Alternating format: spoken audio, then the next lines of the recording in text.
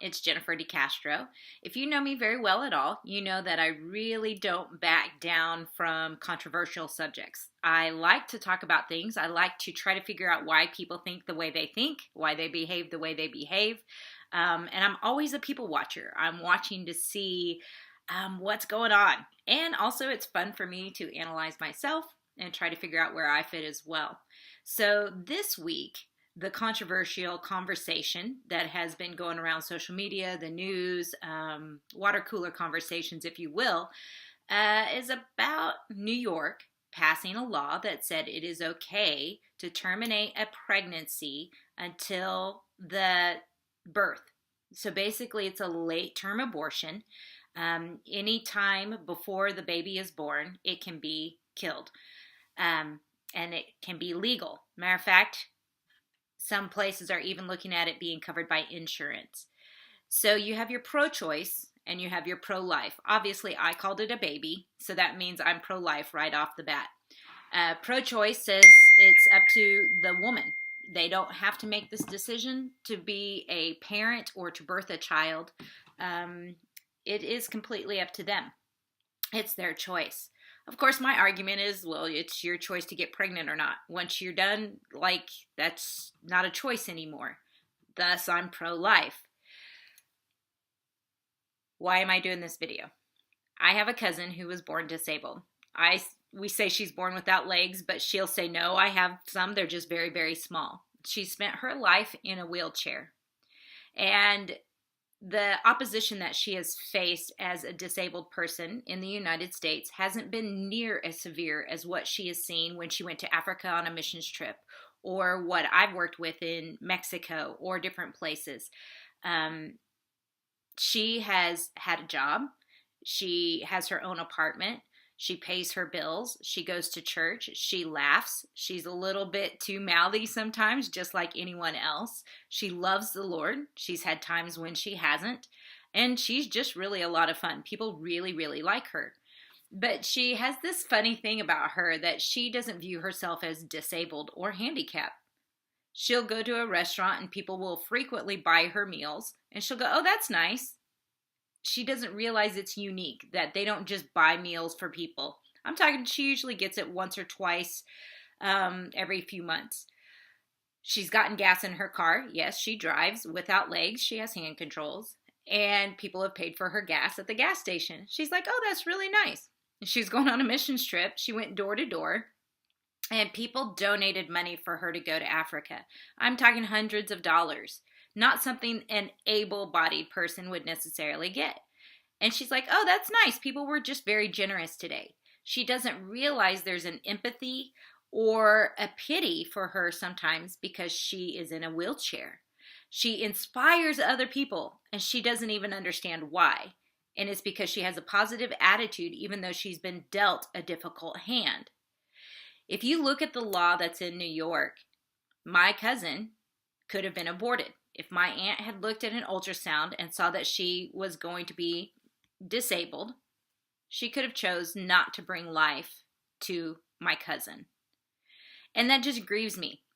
It's just shocking because we can't imagine not having her in our lives. And if you know Melissa, you know you can't imagine not having her in your life.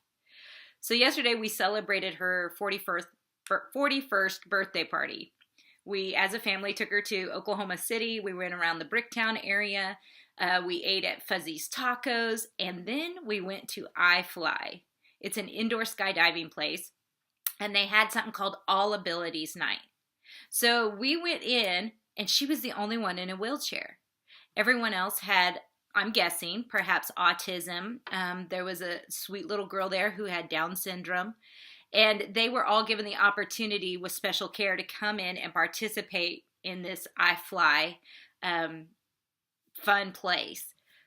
The happiness on these kids, the happiness on my cousin, the happiness they brought everybody in the room who was watching, your smiles couldn't have been any bigger. Today our muscles are a little sore, but so are our cheek muscles from smiling so much. In the scriptures, in Jeremiah 1:5, it says, before I formed you, I knew you. Before Jesus was going to be born, Mary went to go visit Elizabeth, and John the Baptist leapt in Elizabeth's womb, and she says he leapt for joy when he heard the voice of Mary. He already acknowledged that the Messiah had come before he was even born. So we as Christians firmly believe that to take the life of a baby before they're born is grievous, is a sin, is not okay. But here's an interesting thing to me. We've talked about my daughter Kelsey and how she has an amazing love for special needs kids.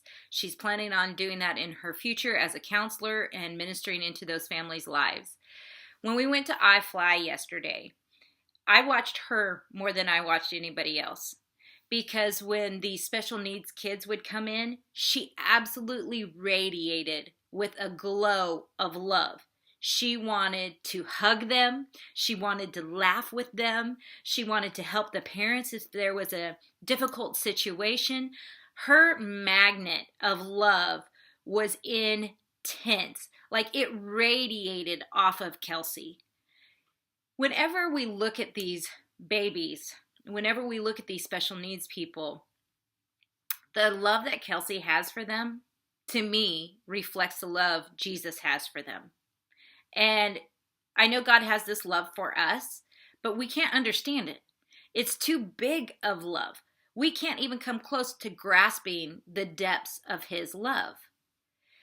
In John 20:29, it says, "Blessed are those who have not seen and yet have believed." I wonder if sometimes these women are aborting their babies because they haven't seen them yet. To fall in love at first sight. When they handed me my children for the first time, it was an unusual feeling. It was a feeling I hadn't had before, because it is a love that can't even be described with words. It isn't just a "I love you." It was, "I will die for you and I would kill for you." But it isn't even the verbalizing and the mental connection with that. It just is. It was just there. So perhaps because they haven't seen these babies, they don't believe in the love they can have for them. But I can't imagine not having life without my cousin in it. I can't imagine these kids that were there last night enjoying the iFly arena.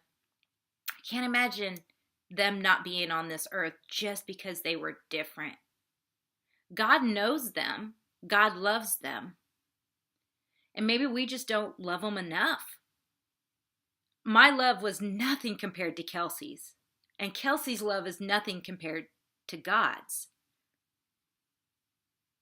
I think we need to take some time and really say, Lord, what is in us, in our heart, in our society, that we could get to a place where we could sign with a smile on our face that if someone's born different than us, they don't need to be on this earth.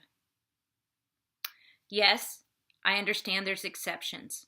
I understand there's medical risks. I understand there's a risk of death for the mom in certain situations. Those are gray areas.